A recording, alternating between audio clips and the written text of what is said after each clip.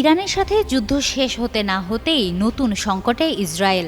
বিক্ষোভে উত্তাল রাজধানী তেল আবিব। গাজায় হামলা বন্ধ এবং সেখানে আটক ইসরায়েলি নাগরিকদের মুক্তির দাবিতে ফুঁসে উঠেছে ইসরায়েলিরা। হস্টেজ স্কয়ার নামে পরিচিত এই স্থানে বিক্ষোভকারীরা জড়ো হয়ে ইসরায়েলি পতাকা ও ৭ অক্টোবর হামলায় বন্দীদের ছবি প্লেকার্ড হাতে অবস্থান নেন। তারা গাজায় দ্রুত যুদ্ধবিরতির দাবি তোলেন।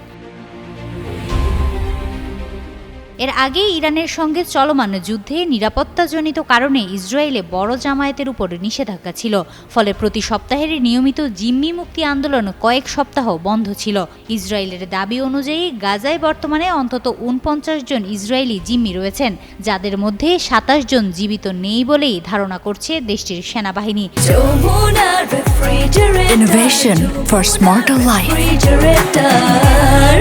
গাজার উপরে ২০ মাস ধরে চলমান সামরিক অভিযানের মধ্যেও এই সমস্যার নিরসন না হওয়ায় সরকার, বিশেষ করে প্রধানমন্ত্রী বেনিয়ামিন নেতানিয়াহুর উপর চাপ বাড়ছে।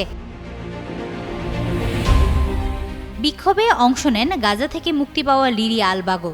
তিনি বলেন, প্রধানমন্ত্রী নেতানিয়াহু ও প্রেসিডেন্ট ট্রাম্প দুইজনই ইরানের ক্ষেত্রে সাহসিকতার পরিচয় দিয়েছেন। এখন তাদের উচিত গাজার যুদ্ধ শেষ করে আমাদের প্রিয় মানুষদের ফিরিয়ে আনা। বিক্ষোভে মার্কিন প্রেসিডেন্ট ডোনাল্ড ট্রাম্পের হস্তক্ষেপ কামনা করে অনেকে পোস্টার বহন করেন। একটিতে লেখা ছিল, প্রেসিডেন্ট ট্রাম্প গাজা সংকট শেষ করুন, নোবেল অপেক্ষা করছে। এতে গাজার সংকট সমাধানে ট্রাম্পের ভূমিকার সম্ভাব্য আন্তর্জাতিক স্বীকৃতির ইঙ্গিত দেওয়া হয়েছে। হিমাতুল জান্নাত, যুগান্তর নিউজ।